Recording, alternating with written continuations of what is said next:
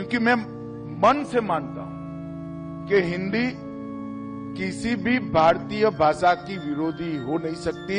हिंदी सभी भारतीय भाषाओं की सखी है।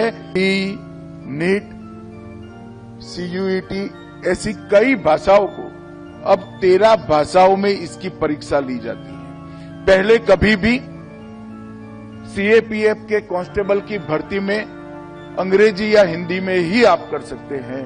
हमने इसको लचीला बनाकर हमने 13 भाषाओं को इसके परीक्षा देने की अनुमति दी। के वर्ष में ही हमने भारतीय भाषा अनुभाग उसकी स्थापना की, क्योंकि मैं मन से मानता हूं कि हिंदी किसी भी भारतीय भाषा की विरोधी हो नहीं सकती।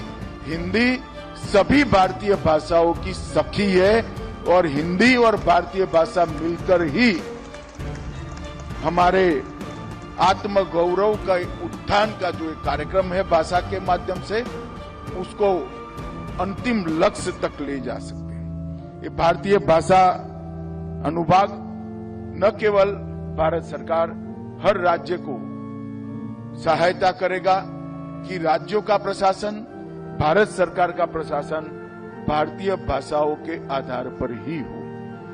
तत्काल अनुवाद की सुविधा वाले कई सारे सॉफ्टवेयर बन रहे हैं। Machine learning, neural machine translation आधारित उन्नत अनुवाद की प्रणालियां बन रही हैं। विभिन्न भाषाओं के लिए व्यापक शब्दकोश और डेटा संग्रह भी बन रहा है और सरकारी, शैक्षणिक, व्यावसायिक, उच्च तकनीक की भाषा और आयुर्विज्ञान की भाषा भी हर भाषा के रूप में प्रस्तापित हो, इसके लिए भी हम प्रयास कर रहे हैं। और मुझे लगता है नीट, CUET ऐसी कई भाषाओं को अब 13 भाषाओं में इसकी परीक्षा ली जाती है। पहले कभी भी CAPF के कांस्टेबल की भर्ती में अंग्रेजी या हिंदी में ही आप कर सकते हैं।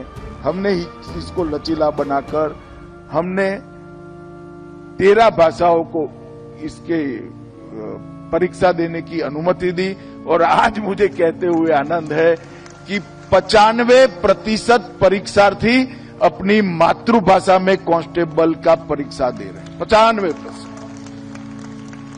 यही बताता है कि आने वाले दिनों में भारतीय भाषाओं का भविष्य कितना उज्जवल है। मित्रों, आज 50 साल हो रहे हैं स्वर्ण जयंती मनाने के लिए हम इकट्ठा हुए हैं। आज एक प्रकार से 50 साल की यात्रा का विहंगावलोकन का भी दिन है और आने वाले 50 साल का एक प्रकार से पथ रास्ता तय करने का भी दिन है।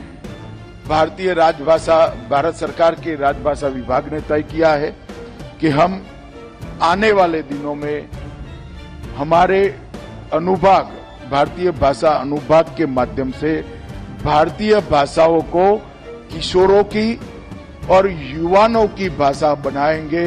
हमारे किशोर और युवा भारतीय भाषा का उपयोग बढ़ाए, इसके लिए ये विभाग काम करेगा। भारतीय भाषाओं को न केवल केंद्र सरकार, राज्य सरकार में भी भारतीय भाषाओं का सरकारी कामकाज में ज्यादा से ज्यादा उपयोग हो, इसके लिए हम राज्यों का संपर्क भी करेंगे, उनको समझाने का और मनाने का प्रयास भी करेंगे। और सबसे बड़ी बात, विगत कुछ दशकों में भाषा को, भारत को तोड़ने का एक जरिया बनाया गया था, तोड़ नहीं पाए हैं, मगर प्रयास जरूर हुआ था।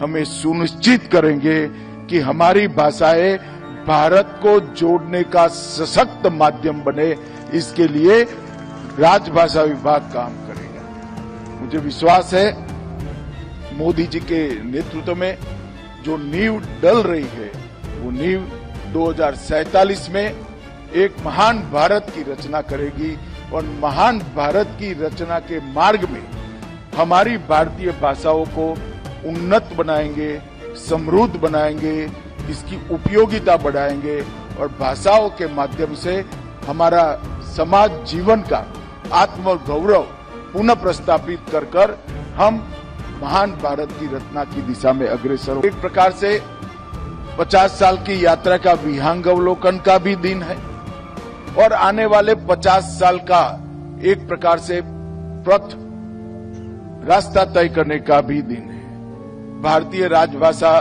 भारत सरकार के राजभाषा विभाग ने तय किया है कि हम आने वाले दिनों में हमारे अनुभाग, भारतीय भाषा अनुभाग के माध्यम से भारतीय भाषाओं को किशोरों की और युवाओं की भाषा बनाएंगे।